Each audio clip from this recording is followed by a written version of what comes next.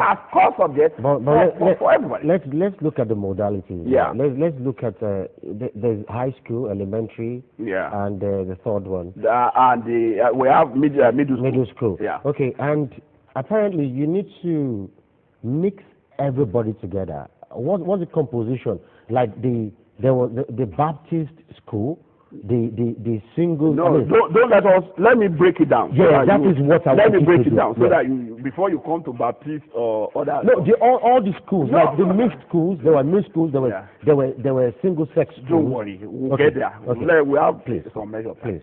Now, on the classification to high school, middle, and elementary school, it's just in accordance with the current Nigeria education policy. People make mistake a lot. The 6334. Nigeria has stopped that since year 2010. That's what Nigerians don't know. Ask anybody in your street that is going to secondary school now. Ask him his or her class.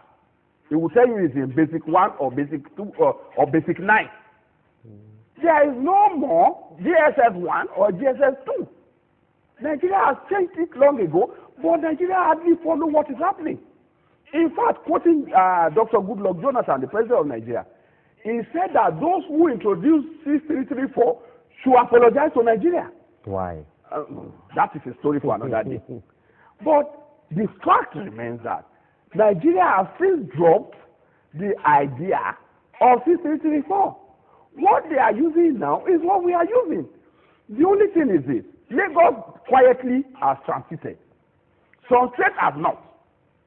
What happened here? Okay, Lagos had no issue because Lagos had enough schools and enough teachers.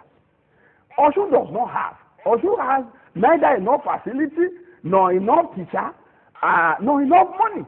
Therefore, what we have to do is to consider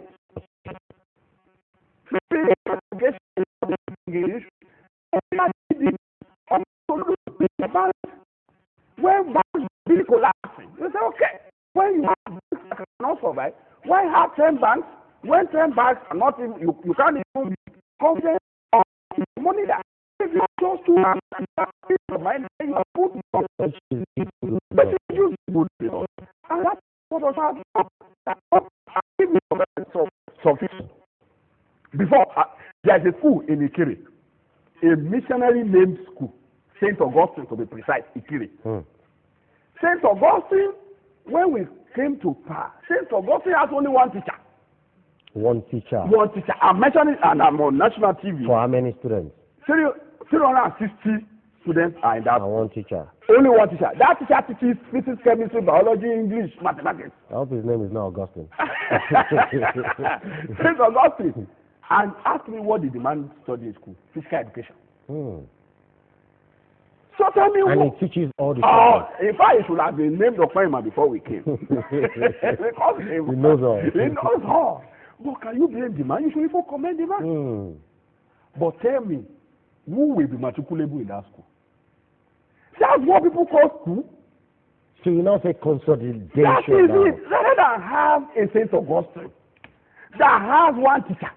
So now, like, for example, St. Augustine now, which cannot produce matriculable students. So you now have to merge St. Augustine with other schools that have economics teacher, has business study teacher, has physics teacher. That's what we have done. So people are now saying that we should allow St. Augustine to be St. Augustine and they will continue to with pay. One and teacher with one teacher that teaches all the subjects. All the subjects. That is the situation. As of today, we have injected a total of 12,000 teachers in Osun. So I can tell you that even with 12,000 teachers, we are still not there yet. And this is a poor state that I've told you the revenue profile of the state. And that's why that the state is doing massive road construction. 12,000 teachers to how many students now? We have a total of 750,000 enrollment. Okay. We have employed. That's what we have employed. Okay. Our regular employment. We met people there. So, with that situation, should we say people should continue to fail just because St. Augustine must be St. Augustine? So, will people prefer St. Augustine, failure. So maybe they've moved to St. Benedict now, and they are able to pass.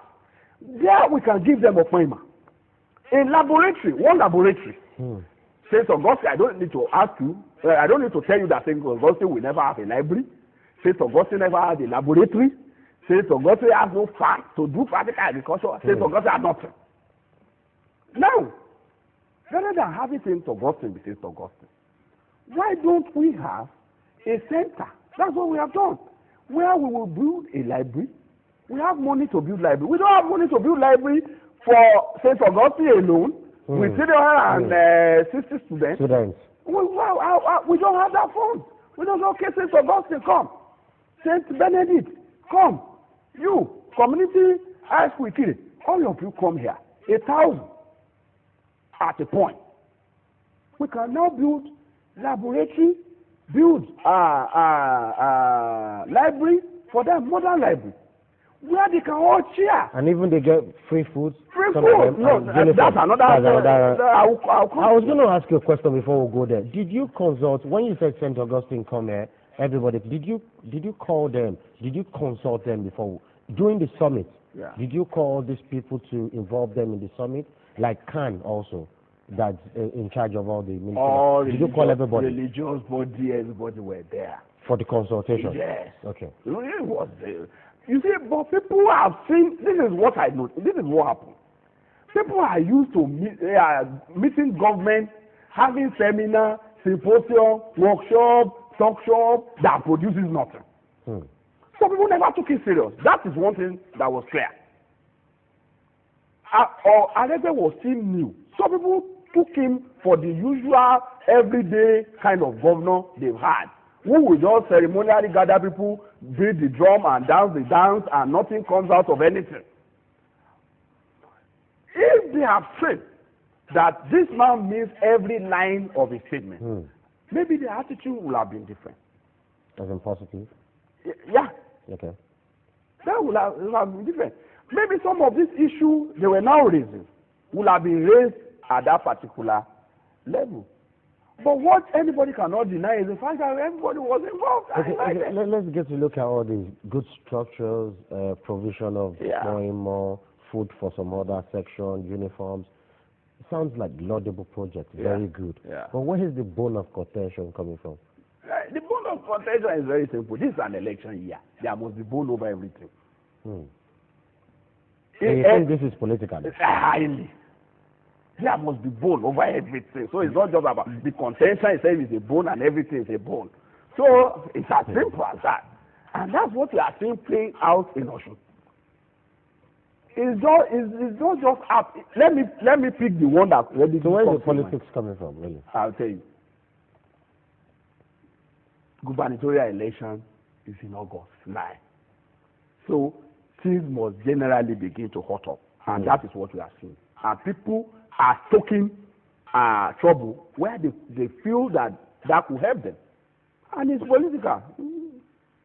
If you look at it, let me characterize Iwo Baptist for you. Okay. Because that's the only thing. Let's start in your state, mind this, not this one. It's only one school. It's not 2 or 3 or 4 out of thousands. Out of 2,000 schools. Okay. Only one school in Iwo Baptist High. That's causing all these confusion. And you label the entire one over 1,900 others. And not all the students also. No, 28. Out of a whole lot of students. Out of the total students that is there. We're caught in these. Yes. Okay. And in Iwo Baptist, you have 3 schools inside that school. In Iwo Baptist. Yes. It's only one of the 3. Not even the 3. They have school 1, school 2, school 3. It's only school 1 and 28 pupils. So wearing hijab. So they were not meant to wear hijab in a missionary school? Let me tell you the story.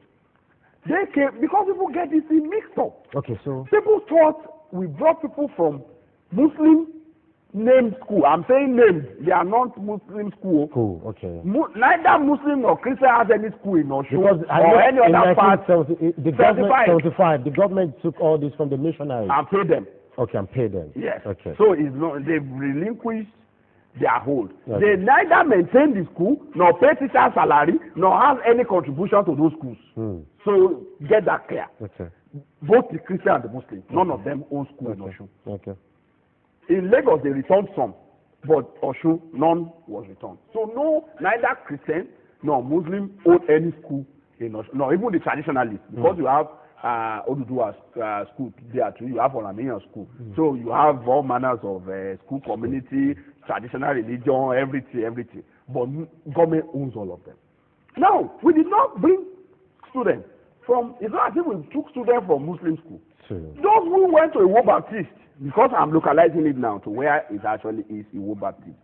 Those who went to Iwo Baptist with hijab, the 28 of them, came from St. Mary and St. Anthony. The St. Mary happens to be a Catholic school, a Catholic named school. So they came from Catholic and Anglican. The ones with the hijab. Yes. You know. And that was how they were going to dress. school. That was how they were dressing. You know, for the Anglican and the they were not Catholic. they were not wearing robes to school before. No, they were wearing their hijab. Those girls. No. The Christian schools, they were wearing the normal uniform. No robes, no. That robe is political. And the traditional worshippers don't come as masquerade. How would they come? Is that normal? That's the political drama of it. So as it is, they were wearing their hijab in those schools. But because of the consolidation, bringing them to a point, they were now migrated from those Christian named school to another Christian named school. But Baptist, in fairness, before now, nobody was using hijab. In Baptist. Okay. One. Okay. And it wasn't because of any reason. No, they don't. Coincidental. They are not using, in fairness to them. Okay. But they now moved from another Christian named school that was using hijab. And they are only 28. Out of a total population of nearly 2,000 students. In that complex. You know, it's not just one school. I've told you have 3 schools. 3 schools. In that, it's a massive complex. So it's only school one that has the issue. So when they now did that, and people need to play up issue. Well, do you know what we discovered? Even the Muslims, the ones that dress like Muslims. Okay. You know, hijab is normal. It's a small necktie stuff. But when the drama started, some wore turban, Muslim wear turban. Some wear full puda. When we looked at the person in puda, her name happens to be Mary Sikia. Will that be a Muslim? But Mary can't be a Muslim, I guess. Both the first name and second name are Christian names. And she confirmed she's a Christian? Does she need to confirm? She's a student of that school.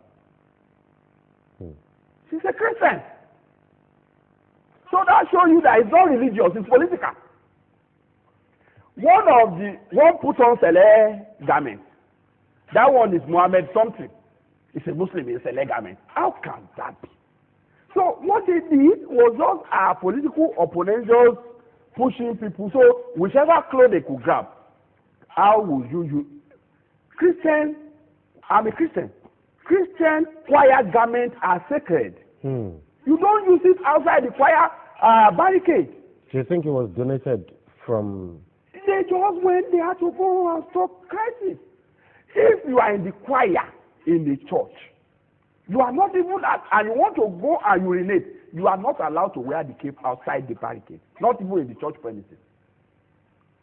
Church consider their cape, their choir cape, as sacred attire. Even masquerades consider their even masquerade. And when we now called everybody together, the Christians said they are not against peace. The Muslims said they are not against peace. Even the masquerader in Iwo confessed that they did not send masquerades to Iwo grammar school.